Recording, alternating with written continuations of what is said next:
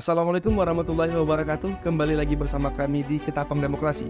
Kami Ketapang Demokrasi memberikan apa yang beliau tidak bisa sampaikan. Kali ini saya bersama seorang calon legislatif tingkat RT dari Dapil Kalbar 1, nomor urut 8.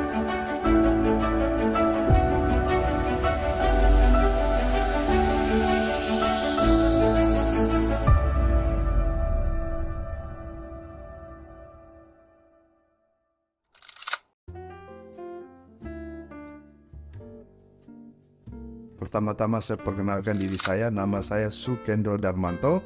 Saya adalah caleg Nasdem untuk pemilihan daerah Kalimantan Barat 1 dengan nomor urut 8. Nomor partai 5, nomor urut di RI, nomor urut saya adalah 8. Oke, siap. Bisa diceritakan nih Pak, latar belakang Bapak dulu Pak. Ya, latar belakang saya adalah asli dari Kalimantan Barat. Saya lahir di Singkawang, besar di Pontianak. Nah, saya menyelesaikan sekolah dan studi saya di S1 Universitas Tanjung Pura di ekonomi. Kemudian saya merantau ke Jakarta sampai tahun 98 saya berangkat ke Australia. Saya merantau di negara orang Jauh sampai 15 tahun. Oke. Nah, setelah itu saya kembali lagi ke Indonesia. Saya berkiprah di Jakarta. Saya mempunyai usaha dan di Jakarta, dan sekarang ini saya pulang balik ke Jakarta Pontianak. Oke. Sampai ke Australia sana ya, artinya kan sudah berpengalaman. Apa yang membuat Bapak terpanggil nih? Apa yang memotivasi Bapak untuk maju di pemilihan kali ini Pak? Ya itu tadi, saya memang pengen berbuat sesuatu untuk Kalimantan Barat, di mana memang ini ya kalau kata orang sini itu tembuni kita ya. Iya. Saya juga pengen berbuat sesuatu untuk masyarakat Kalbar.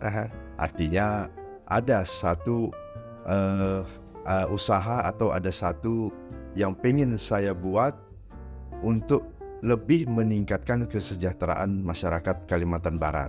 Baik itu sekarang ini kan juga banyak pemuda-pemudi milenial yang baru ini yang perlu kita bimbing biar di pentas nasional ini pemuda-pemudi kita ini punya kiprah gitu.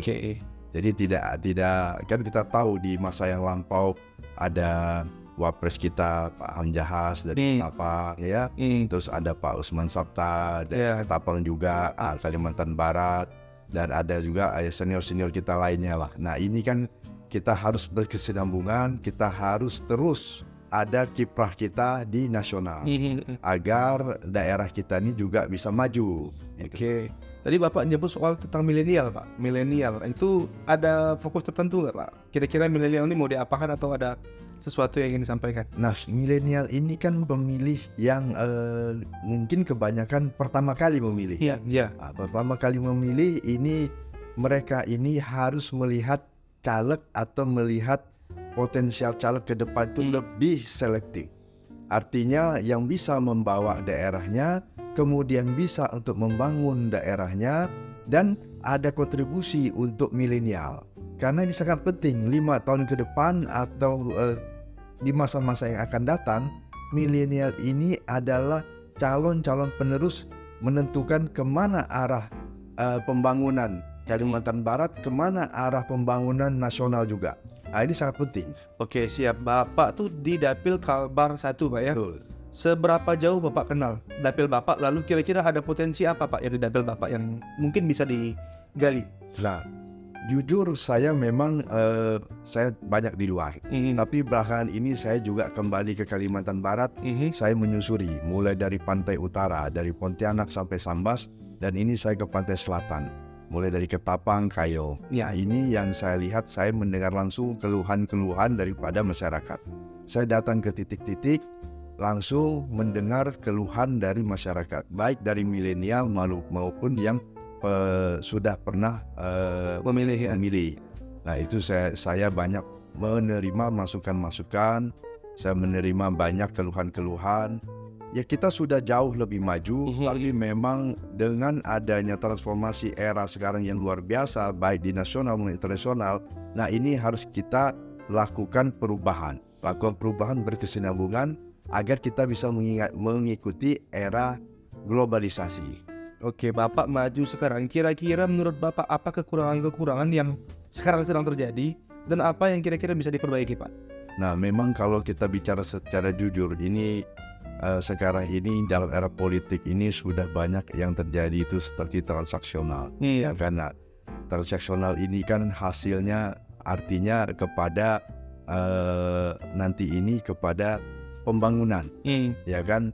Kalau sekarang saja sudah transaksional, nanti di ke depan itu si caleg ini juga tidak akan bisa maksimal mengembalikan aspirasinya kepada dapil, karena dia sudah mengeluarkan yang luar biasa.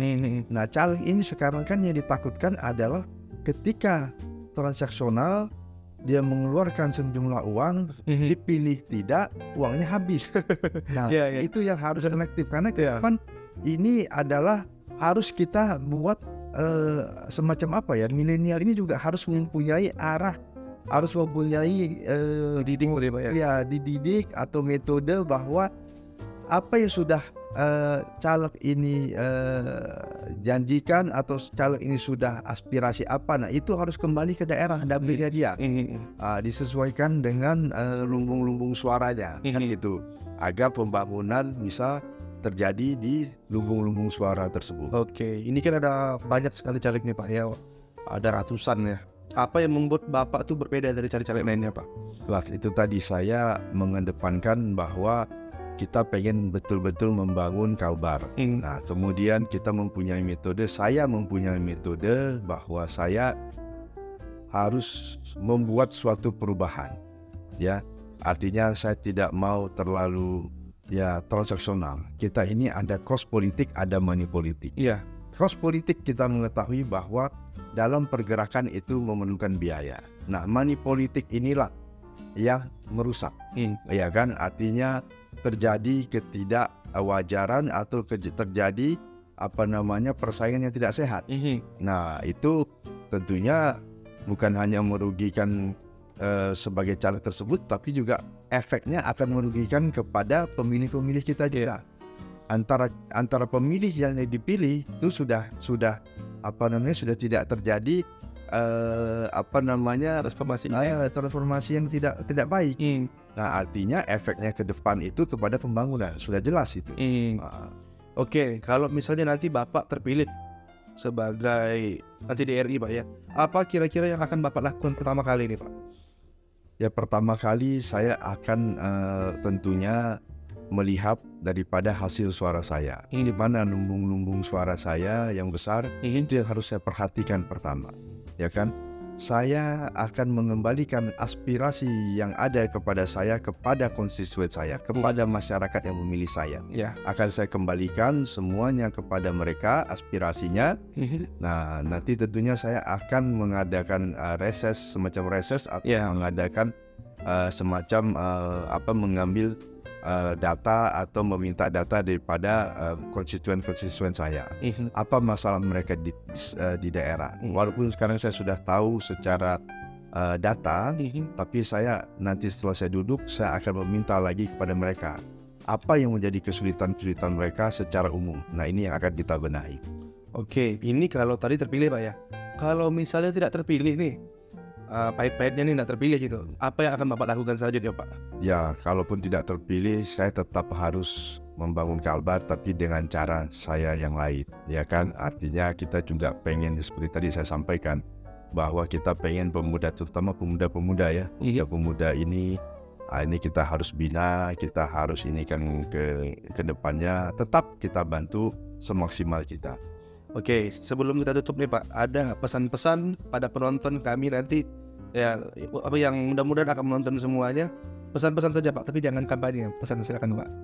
Ya, pesan-pesan kepada pemuda-pemudi, lihatlah calon-calon anggota legislatifnya dengan selektif, dengan melihat daripada performance, melihat daripada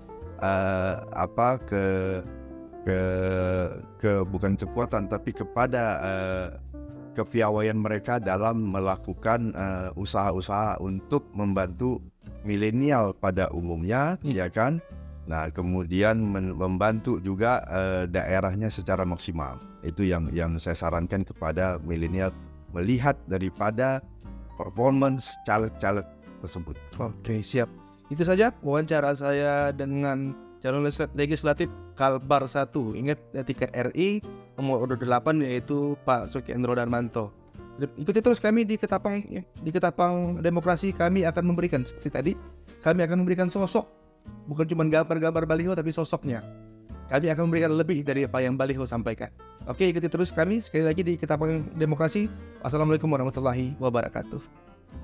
Selamat.